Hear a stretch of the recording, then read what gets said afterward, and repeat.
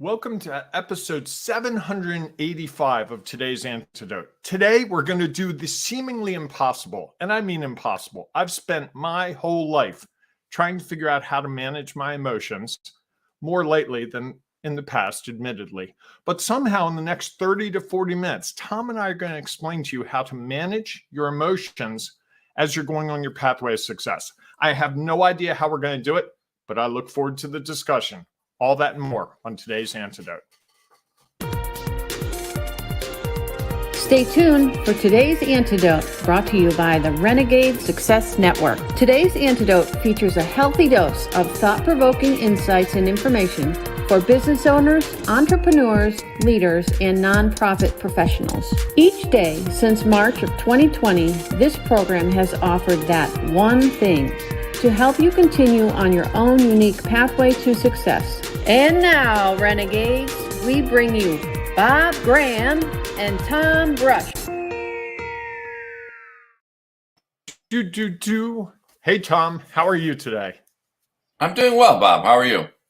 I'm good. I got the approval nod from you after I did that introduction, so all is right in the world. You know, I like affirmation. I know. You're an affirmation guy. We're trying to work on that, and it was well done. Well done. And today we're going to solve all the problems I've spent my whole life trying to figure out how to manage my emotions. I can't wait for us to get there. I mean, that's just I'm in awe of our abilities. Well, it'll be interesting. I think that we might dive into the how. I think it's also important to talk about the why. That's important to manage your emotions. Okay, and that might be the first step. Why? And then we might dive a little bit into all right. I like that. I like that. I'm not sure I know the why, so I'm looking forward to that discussion. Oh, well, see, that'll be interesting. And I also think there's a what to be had there too, in terms of what managing emotions really is. Because I think some people would say not having them, and other people would be say you got to have them. So all that and more coming up. Oh, I did that already. Never mind. I already did that. So, hey, do your opening. Do your part. Your fun part. You want me to do something this morning on this show? You control the buttons. Fair. All right, everyone. Good morning and welcome to today's Antidote, our daily broadcast and podcast, where each week Bob and I have a conversation around a topic. This week's topic, as Bob mentioned, is pathway emotions. And we've been talking about your pathway since the start of the year. And it's amazing that we can talk for 2 months about your pathway. Talks a little bit about how complex it is. And sometimes there are challenges along the way. One of them being the emotions that come in. And we talked about the challenges of emotions on Tuesday, episode 783. And then we talked about the benefits yesterday, 784. So if you haven't heard those, go back and take a look at those. I think there were some good conversations. There were some conversations there. You can decide. The answer's on you. And as we go through that conversation this morning about managing them, we welcome your thoughts and ideas because we know it'll add value to the show. And, it might have an insight that Bob and I haven't thought about, which would be great. We've had a couple of those this week. That's why I would encourage you to go back and listen to or watch yesterday's episode and the day before. There were some great comments that I think provided some insight that might be of value to you. And at the conclusion of that conversation, Bob and I will each offer our one thing, our today's antidote, that thing that we hope will help you figure out if you're stuck, frustrated, really just uncertain about your emotions and how to manage them, or even what that looks like and why it's important. We hope that this might help you figure out how to take that next step when you're stuck, uncertain, or just not confident about what to do next. And of course, if you have one thing you'd like to share, please feel free to share it in the comments. Again, share the things that you find of value. You may not think that it's something that has a lot of value, yet there's somebody else out there who, once they hear it, they might be like, that is the thing I needed today to help me figure out how to move forward. It would be your own today's antidote. Before we dive into that conversation, though, each morning, Bob and I do our celebrations. And I'm excited about today. Bob, what are you celebrating today? Well, I'm going to bring a little, it's going to be a little downbeat. I apologize. I have a nephew I found out this morning is in the hospital. He's got some sort of infection. And just want to shout out to Brian. Brian, I remember when he was little, Brian, and this relates to what we do. When he was 3 or 4, he loved to do works. So he would come to our house and we would do all kinds of little projects. And he thought I was the most handy guy in the world. What he doesn't know is I kept a list of every little thing I had to do around the house. And there were ones that I did without him and ones I did with him. And so the ones I did with him were things like, I don't know, changing the toilet out. We switched out a toilet, which he thought was the most fun in the whole world. So Brian is in the hospital, thinking and praying for him. Great guy, does maintenance work for a company up in South Central Pennsylvania. So isn't that interesting? You're in my thoughts today, Brian. What's that? Isn't it interesting that the thing he liked doing with you was things around the house, and now he's a maintenance person, taking care of other things. and the thing that I'm least qualified to teach someone how to do. Well, that was an interesting. When you started talking about that, I'm like, wow, I didn't know that Bob was such a handyman. We're gonna have to start calling you Bob the Builder. No, see, but I chose things that were real easy. I got the Bob the Builder joke. Okay. The irony is that Brian's father is one of the handiest people I've ever met. And one day, Brian went home and told his father that Uncle Bob can do anything because I took time to teach Brian. And his father's more of a get-it-done guy, which is great. He's done more projects around his house than I could even contemplate. I do the little stuff. Putting a hole in the wall so you can hang a mirror, that kind of thing. Oh, ceiling fans are my forte. I've done countless ceiling fans. Brian and I did a couple of ceiling fans. Wow. Yeah. You're more handy than you think, I believe. Those are not. Might become than I ever imagined soon. If things go the way I think they're going to. Sure. Sometimes those things happen. You never know the things today. So it's a big day today. And I know that's an adjective, and I'm going to use it intentionally. You know how we talk about celebrating the things that you did at one point and now you're reaping the benefits of them? I'm it's trying sort to figure of out like, where you're going. That's okay. You'll like this, I think. Okay. So a lot of things have happened that led to the point where I was fortunate enough to meet my future bride. And today is her birthday. And so I thought that's where we were going. Yes. I am blessed that I get to spend my life with my wife, Liz, who is celebrating her birthday today. And I just wanted to share that. And if you happen to know Liz and you want to shoot her a text message or send her a Facebook message to wish her a happy birthday, I'm sure she would be appreciative of that. So that's my celebration today. I'm celebrating my wife. I echo that. Liz is one of the sweetest, nicest, most caring people I've ever met. I've only been in a room with Liz a handful of times. Actually, a room a couple of times, and also on a driving range with her one time. Correct. But Correct. I have not spent as much time with her as I wish I had, but she is a great person. She's also our voice artist. She does that marvelous introduction that is so powerful. So happy birthday, Liz. Enjoy every minute of it. And it's great that, you found her when she was like 3 and you were 30, because I understand that she's just turning 22 this year, right? A little bit older than that, but not, 29, I think is the number. I think. That's a great celebration. Yes, it is. And one that I was excited to be able to share with others today. So, okay. Awesome. Now we need to manage that a little bit. I need to manage my excitement a little bit so that we can move on and carry forward with this program. That might be Bob, the most excited I've ever seen you. In all the time we've been together. Yeah. Really, you're pretty even keeled. Yeah. In fact, I have someone who says I should spend more time with you because of your even keeledness. Yes, I made up a word. Well, it's interesting. I'm so not even keeled. Does this person really know how much time we actually spend together? Not in person. They have a good sense. Okay. So, even more. They understand why our program starts late. Well, It's There's always seven-ish, some it's a ballpark. and we've started So saying that. anyway, So Tom, far, we're 7-ish. talking about managing emotions. And Yes. we've been talking all week about emotions. We're going to talk about emotions all week, or all month, I mean. And really managing them is a critical phase in that. And if I can start the discussion, I think Please. managing our emotions is a misnomer. I don't think you can Really? manage them. They're gonna pop up when they pop up. I think there's a need to be aware of them and recognize when they're going to come up and how that might affect what we're doing.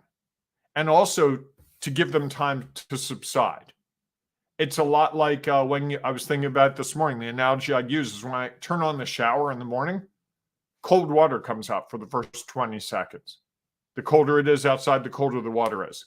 I don't get in the shower for 20 seconds. I wait those 20 seconds because I know it's going to be cold. I don't want a cold shower. I want a hot shower. So I wait the 20 seconds. I'll let you. You want to throw the joke in there? It's waiting. No, Yeah. I'm just. So I manage that, and I would say that 20-second wait for the cold water to go away is similar to what we can do with our emotions. We can.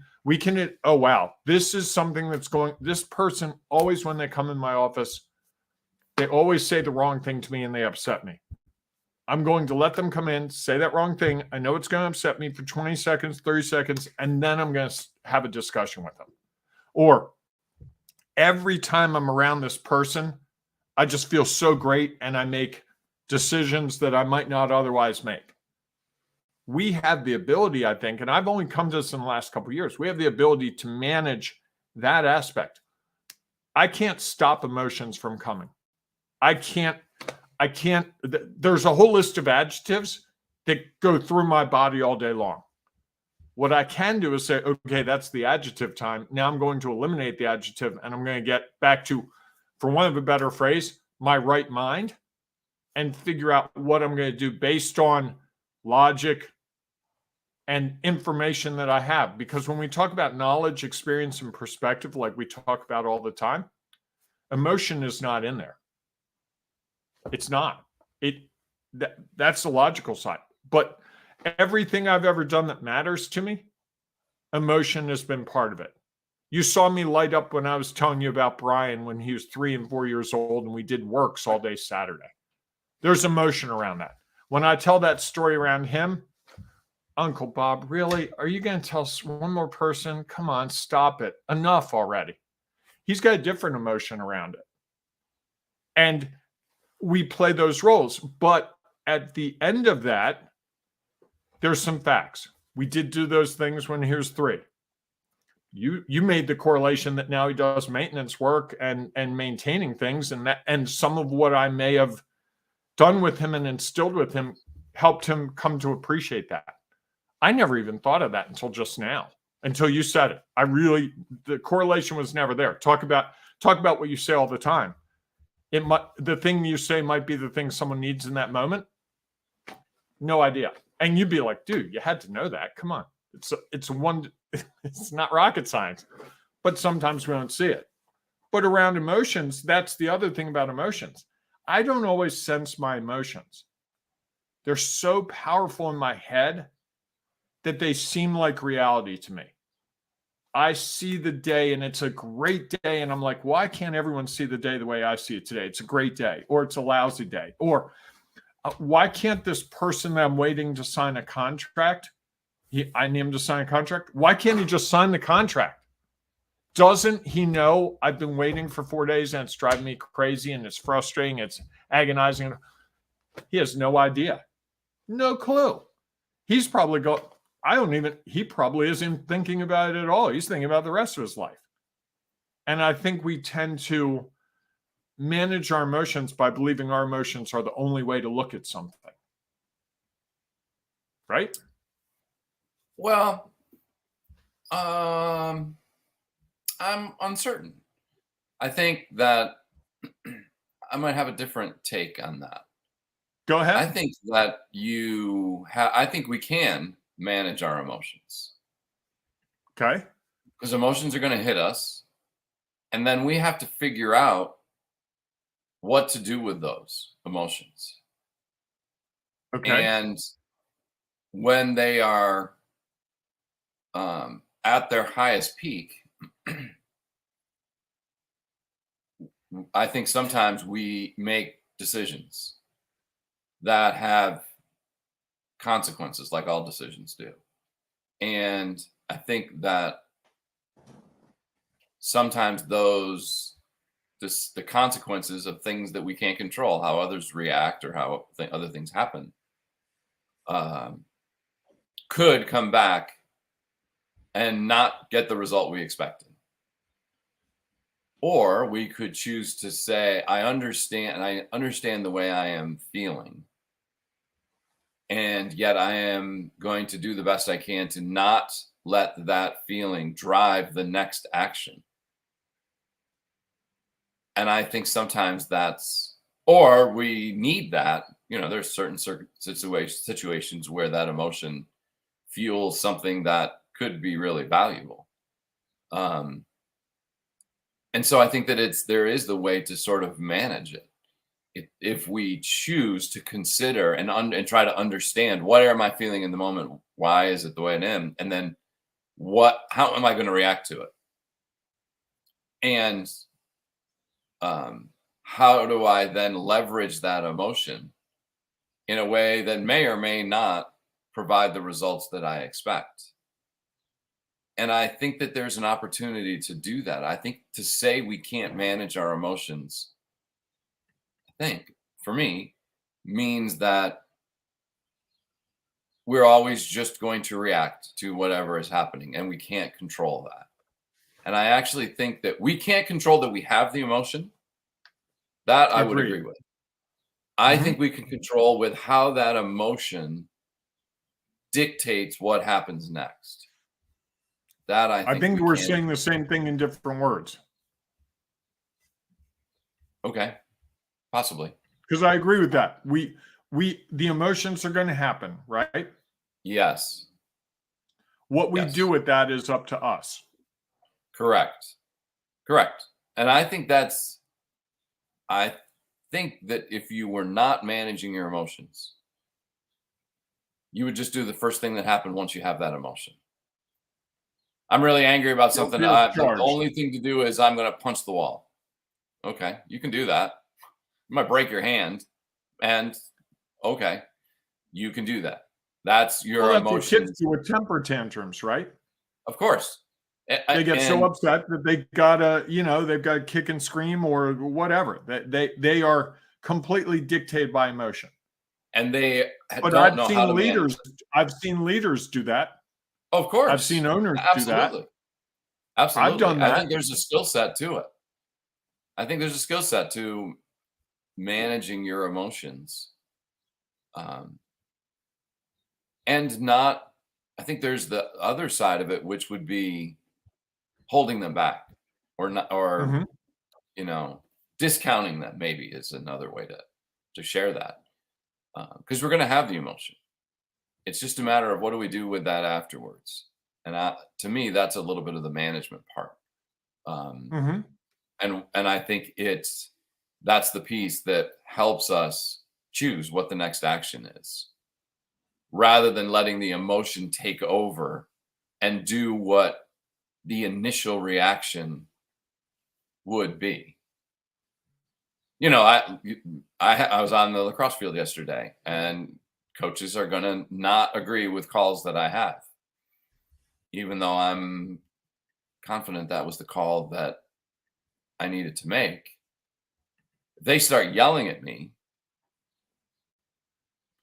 and I'm like, what are you talking about? That was absolutely that call. It's not even like a question. They have a different perspective. They're looking at things differently than I am.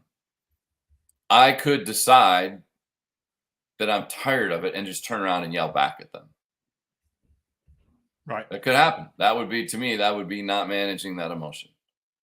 Might be what everyone else in the world would do if someone was screaming at them and they were pretty confident they made the correct call or the correct situation.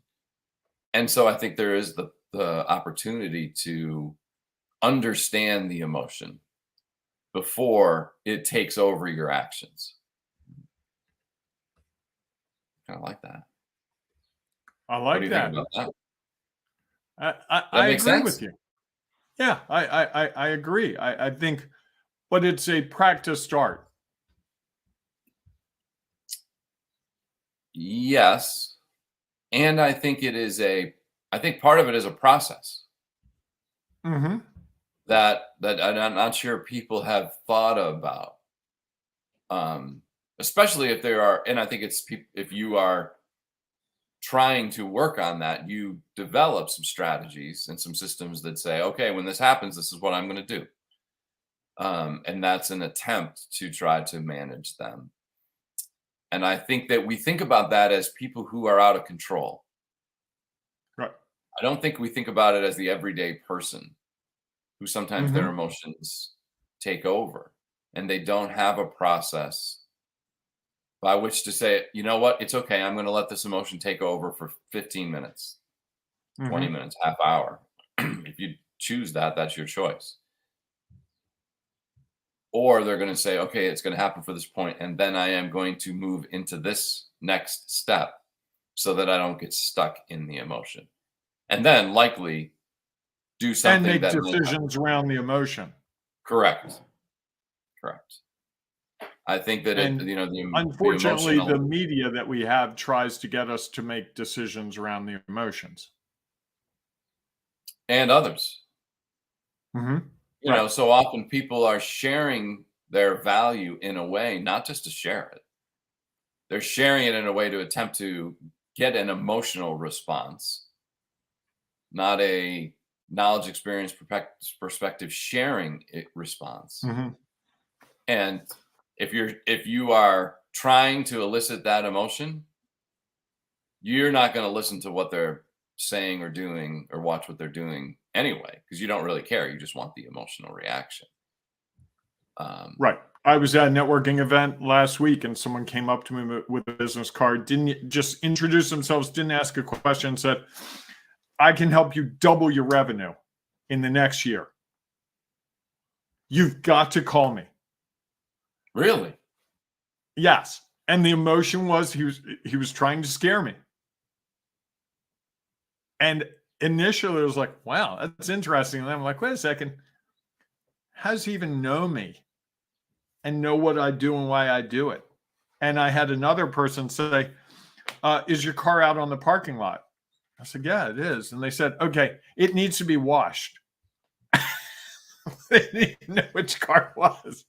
Call my company. We'll come out and wash your car. Yes. Yeah. And the emotion around that is you've got to do this thing now. You're not keeping up with society. You're not doing the things you have to do. And initially it was like, it caught me off guard, but then I had to step back and go, okay, what is this really about? First of all, they don't even know which car is mine out there. Correct. They don't know where I am in the world of business. So it's amazing that they can double my revenue. Oh, it works for everyone. It'll work for you, right? Sure. How many times have we That's heard what they're that? doing, right? They believe they are right. They have Correct. the perfect answer. And all you need to do is understand what they believe and Or be scared into it. Oh, Or be everyone scared else is getting double the revenue. I should get. Oh, everyone else is getting a clean car. I don't have a clean car. Everyone else has this diamond, has diamond earrings. Everyone else does this on their birthday. Everyone else does this. This is where they travel. And that means we see the think they have imagery on social media that portrays it in the most favorable light. Tell me the last time you were on Instagram, TikTok, Pinterest, Facebook, Twitter, where someone said, I'm having a horrible day. Everything's gone wrong. I just lost my biggest client. Don't see that very often, yet I know it happens. Sure. I think you see it more on TikTok than you see it on other places. People seem to Probably. share to be a little more real in some regards. Not all. I was going to say open. I don't know if it's real. Yeah, that's fair.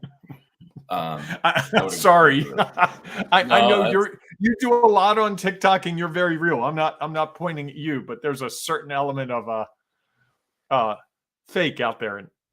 And I think that's part of what we've gotten to a landscape where media, marketing, advertising is all trying to play on our emotions. So Sure. the very thing that you and I are saying you have to manage is the very thing that marketing and advertising works very hard to prey on. I know, I've done marketing. Sure.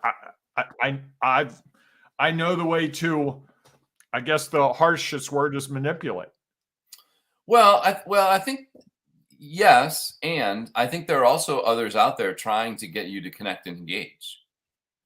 I talk a lot about with nonprofits, with some of my nonprofit clients around, and even with people who are trying to network around how do you create an emotional connection where what you're sharing they can relate to.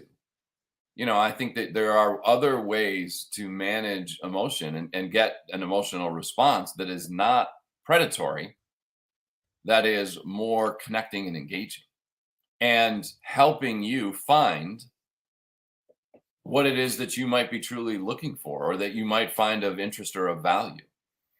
Right. I share with them all the time, talk about your most impactful story. Like, don't tell them what you do. Share a little bit about here's what the lives you've changed or how the world has changed because of your organization and get them to be like, well, that's interesting. And then they might even be like, how can I learn more? Or they might be, that's interesting. Thanks for sharing. I'm going on. And the results may not be what you thought today. They may change over time as they start to think about, that's interesting. I didn't really understand that about that organization, or that I didn't really completely grasp what it was that how you help others, not just what you do, but how you impact them. And that might be something I'm interested in learning more about. So I think that there is nothing wrong with trying to get an emotional response. Mm-hmm. That's how we connect and engage. Mm-hmm. It's doing it in a way that I think is predatory, is Right. not so that you can connect and engage. It's so that you scare them, as you were talking about, into feeling like they have no other choice and they have to do this. And again, I think those people, because they think they're right, rather than they want to help you leverage whatever it is inside of you that wants to be leveraged. And I think there's a slight difference in those. And it's all about how you come about it. Can I take it a step further? Sure. Which is the people that give us testimonials. Like, we have someone in our Renegade Success Network who gave us a very nice testimonial, and I was talking about some of the marketing we were doing, and he said, you should use that testimonial. He wrote the emotion around that. He brought that to us. We didn't even solicit that from him. And it's a very emotional appeal. These guys did this. It's really nice. That I think that's what a good testimonial feels like, is the person saying, this is the response interacting with this company or this person brought me. I've been writing one for a person that I'm working with, and this person brought me calm. They made a very complex process really simple for me. I felt like I was in good hands the whole time. That's an emotional response. That's just, if that person said to me, hey, work with me because I'm going to make you feel calm. I'm going to make it's super simple, and I'm going to make you feel like you're in good hands. It feels different than if I get there myself. Sure. Right. And so, because one feels like heavy-handed, like you can't be all that, right? How many times have you heard someone say I'm the best, or we have the best customer service? Can't tell you how many times someone's told me that, only to be the company that not the best customer service. And by the way, just so you know, if you're transacting on customer service, you're telling people basically, we take credit cards. It's pretty much assumed now that if you're in business, you're going to take credit cards and you're going to have good customer service. There's not anyone who goes out into business and says, boy, I can really cut some corners. Let's have really bad customer service. That's how we can differentiate ourselves. We are going to be the worst customer service company in the world. Don't go there, Tom. I know where you could go. Don't. Just let it go. I'm with you. I don't know that I'm not. I didn't really have a thought around that, so I have Okay, to I think about did. what you So, thought I was thinking. what's your one thing today? My one thing I think is that, and it goes a little bit back to yesterday, is that if we're not able to manage our emotions, it's really hard for us to take the time to learn from what's happening and really understand, and then be able to use that, leverage that differently going forward. Because I think if we're so wrapped up in the emotion, we aren't taking the time to learn from it. And again, so I think that a way to manage them is to understand where you're at and figure out what is the next step. It's a system. Is what is the system for when I'm in this point? How long am I going to allow myself to stay in this point? And then at what point am I going to go into what I know has been helpful in the past to help me move out of situations that are emotional, so that I can take actions that are based on my knowledge, experience, and perspective, not just on the emotional response. I like that. I think I would say it a little differently, similar thought. Maybe one will resonate for some people and someone else will get it the other way. I feel like it's a two-step process. Recognizing the emotion that we have, being real about that. It's an emotion. What does it show me? Is there something I can learn from it? Because sometimes I learn from my emotions. There are some very key moments where I can think, boy, my emotions really showed me how much I care about something, or how little I care about something, or how incredibly frustrating something I'm doing is. And if I could get away from it, that would be helpful. So recognizing the emotion and what it's trying to tell you, and then taking the action, because I think that's that's the system, at least for me, in a very broad, that's like macro level. If you can apply that, good luck. But I think that's what allows me to be confident that the things I'm doing aren't being grounded by emotion as much as they used to be. And I think that's part of, for me, my maturity, is to realize that, yes, the emotions play a role, but that role is managed. It's not the leading role. Does that make sense? It does. I'm just trying to process that. I think Okay. that You just had a quizzical look. I wasn't sure if I had thrown you off, and I not at all. sometimes I feel like I'm speaking Spanish and the rest of the world's speaking English. Well, I also want to try to understand it and process it without just reacting to it. Okay. So sometimes I'm in the process of thinking. Maybe when I'm thinking, I just need to keep a straight face and smile. Well, and the other thing for me is, and this is something I'm learning, taking time to process things. Yeah. I think for so often I've just reacted in the moment. And as I get older, I start to realize that a pause for a minute or 5 minutes, or saying to someone, I need to think about that for a couple minutes, like you just did, I'm processing, isn't a bad thing. It actually reflects that. It doesn't mean that you didn't understand. It means that you're actually really thinking about it. When you tell me you're processing something, I'm like, oh wow, that must be something that Tom resonates with him enough that he's willing to take time to think through it, versus I agree or I disagree. Yes. Well, and I think that's one of the things that I'm trying to do to differently understand what people are sharing. Mm-hmm. Is not just feel like the first thing I have to do is respond. Right.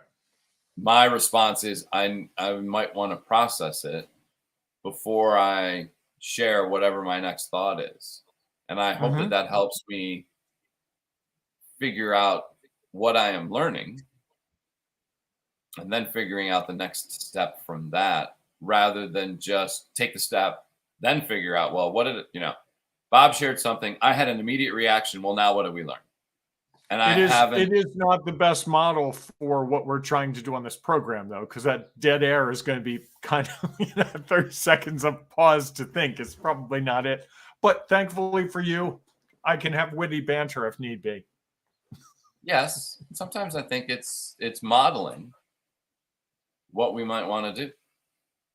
You know, how many times have you been in a conversation with someone where you share something that is of value and they just react based on one word or one phrase or whatever they think you're saying, when that might not really be what you're saying, and they either interrupt because they have to get their thing out, their thought out so quickly, or they're ready to judge yours.